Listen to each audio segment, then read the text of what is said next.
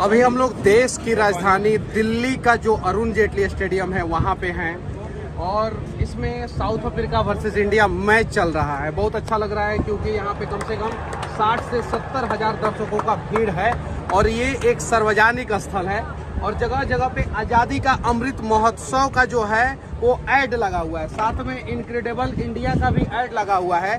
लेकिन दुख तब होता है जब अतुल्य भारत के ऊपर पान बाहर का और अतुल्य भारत के नीचे पान बाहर का ऐड लगा हुआ होता है। तो पान बाहर खाने से यानी गुटखा खाने से कैंसर होता है और जरा सोचिए कैंसर का जो चीजें बढ़ावा देता है उसका प्रचार यहाँ पे हो रहा है, वो भी साउथ के हीरो महेश बाबू के द्वारा। वो भी साउथ का हीरो महेश बाबू जो अपने आप को जो है ना बहुत बड़ा कलाकार समझता है और दूसरा किसी का अपमान करता है। वो इतना तक अपमान करता है, बोलता है कि बॉलीवुड मुझे अफोर्ड नहीं कर सकता, अफोर्ड नहीं कर सकता। तो छोटी सी कंपनी ने अफोर्ड कर लिया और गुटखा का प्रचार कर रहा है। और साथ में इस मैच में जो है अभी जय शाह भी है, अमित शाह जी के लाडले सुपुत्र वो भी बैठे हुए हैं, सौरभ गांगुली जी भी बैठे हुए हैं और नरेंद्र मोदी जी आप दिल्ली में ही बैठते हैं, प्रधानमंत्री पूरे देश के हैं, तो पूरे देश के लोगों का स्वास्थ्य का ख्याल रखना आपकी जिम्मेवारी है। साथ में स्वास्थ्य मंत्री भी यहीं पे बैठते हैं और उसके बावजूद जो है यहाँ पे आप देख सकते हैं ध्यान से पान बहार का ऐड यहाँ पे देखिए पीछे पान बहार का ऐड है, ध्यान से देखिए। शिखर का ऐड जो है डिस्प्ले पे जो है वो लगा हुआ है, राजनिवास का ऐड लगा हुआ है, चैनी का ऐड लगा हुआ है। यानी देश का जितना टॉप ब्रांड गुटखा है, जितना टॉप ब्रांड गुटखा है, तंबाकू है, उन सभी चीजों का प्रचार जो है अरुण जेटली स्टेडियम, स्वर्गीय अरुण जेटली स्टेडियम में हो रहा है। अब आसमान में अरुण जेटली का आत्मा भी रो रहा होगा कि मेरे नाम से जो स्टेडियम बनाया सब उसमें कैंसर का प्रचार कर रहा है सब। देखिए पान बाहर से क्या होता है और दुनिया में सबसे ज्यादा माउथ कैंसर जो है ना वो हिंदुस्तान में लोगों को होता है, माउथ कैंसर। ये बात सत्य है, लेकिन माउथ कैंसर कभी अडानी को हुआ है? नहीं। अंबानी को हुआ है? नहीं। किसी बड़े नेता को हुआ है? नहीं। पतंजलि को भी नहीं होता है, टाटा बिरला को भी नहीं होता है। माउथ कैंसर होता है इस देश के गरीब लोगों को और ये इस देश के गरीब लोग परेशान होते हैं और उन्हीं के लिए ये प्रचार कराया जाता है कि पान बाहर खाओ, शिखर खाओ, राजनिवास खाओ, चैनी खाओ।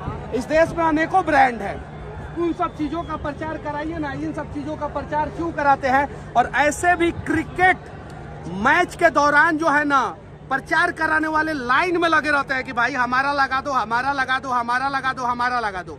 यानी भारत में क्रिकेट मैच के दौरान प्रचार की कमी नहीं है और फिर भी इस प्रकार का प्रचार पे क्या कहना चाहते हैं आप? मैं बस इतना कहना चाहूंगा कि एक एक चीज के लिए एक एक चीज बिक गया है। यहाँ पर क्या लगेगा, यहाँ पे क्या लगेगा, यहाँ क्या लगेगा, हर चीज बिक गया है। तो हम कैसे मान लें कि पान बाहर की जगह दूसरा चीज नहीं लग सकता है? हाँ। लग सकता है। और देखिए यहाँ पे 90% युवा मैच देख रहे हैं, 90% अंडर 50 हम कह सकते हैं, चूंकि राजनीति में 50 के बाद भी लोग जो है युवा नेता ही राहुल गांधी जैसे रहते हैं, तो युवा लोग देख रहे हैं। मैच देखने के बाद उम्मीद है कि ये लोग इन सब चीजों पे आवाज उठाएंगे, तब जाके हमारा भारत बदलेगा।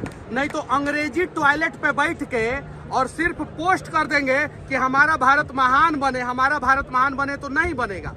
जमीन पे हमें महान भारत को महान बनाने के लिए प्रयास करना होगा और हमारे नेताओं के भाषण में तो हर दिन हर रात जो है देश महान बनता है और दिन दुगुना रात चौगुना तरक्की करता है और इतना ज्यादा तरक्की करता है कि स्टेडियम में जो है ऊपर इनक्रेडिबल इंडिया लिखा हुआ रहता है और नीचे पान बाहर, ऊपर पान बाहर का प्रचार होता है और जो बोर्ड है बोर्ड पे शिखर का प्रचार होता है और जो छोटा छोटा डिस्प्ले है उस पे राजनिवास चैनी का प्रचार होता है। तो कहीं नहीं तो कहीं गलत है। ये जो मैच देख रहे हैं इसमें से सिर्फ और सिर्फ 10% युवा जो भारत का समर्थन कर रहे हैं, तो पूरे तो भारत के लोग तो भारत का समर्थन कर रहे हैं, वो भारत का समर्थन करने वाले सिर्फ 10% युवा जो है ना इस प्रकार के गुटखा कंपनियों का बहिष्कार करें। जैसे सार्वजनिक जगह पे आप गुटखा नहीं खा सकते हैं, जुर्माना है, संविधान में लिखा हुआ है, आईपीसी की धाराओं में लिखा हुआ है। तो जब सार्वजनिक जगह पे गुटखा नहीं खा सकते हैं तो सार्वजनिक जगह पे प्रचार कैसे कर सकते हैं गुटखा का?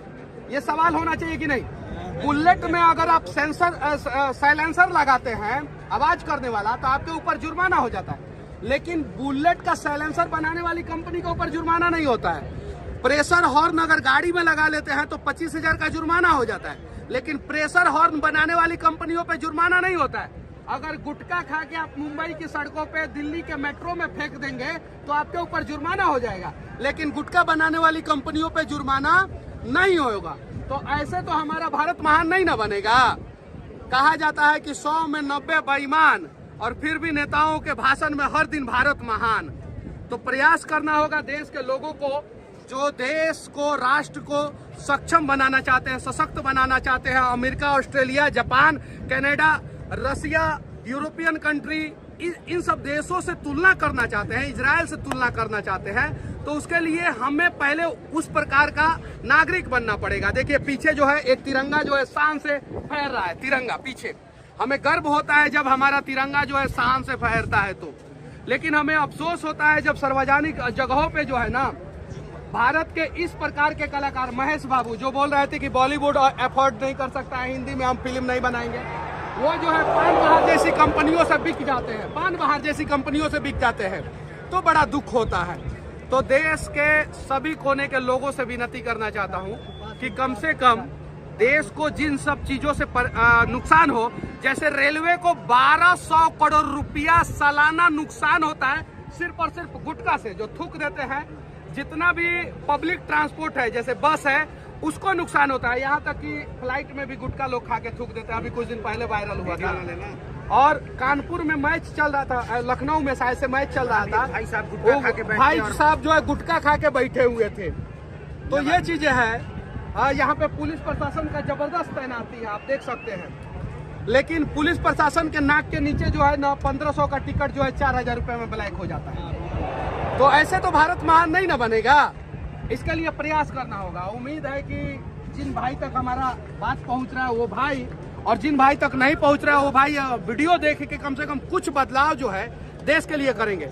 आप 90% जो है अपने लिए कुछ करें। और इस वीडियो को सिर्फ शेयर नहीं करना है, देखना नहीं है। स्पेशली ट्विटर पर महेश बाबू और जो इसके टाइगर श्रॉफ जो जैकी श्रॉफ का बेटा है, दोनों को टैग करके रीट्वीट कीजिएगा और ट्वीट कीजिएगा। और सिर्फ उन्हीं लोग नहीं, अभी देखिए वो जो विराट कोहली पवेलियन इंड लिखा हुआ है ना, उसी में बैठे हुए हैं, उधर सामने, एकदम सामने, उसी में बैठे हुए हैं जय शाह जी, उसी में बैठे हुए हैं सौरभ गांगुली, और उसी में बैठे हुए हैं राजीव शुक्ला।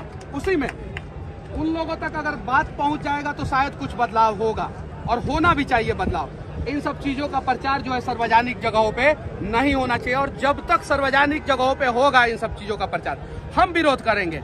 अब जरा सोचिए कि कोई सी ग्रेड का अगर हीरोइन है, वो झांसी की रानी का रोल करेगी तो हम एक्सेप्ट करेंगे? नहीं करेंगे।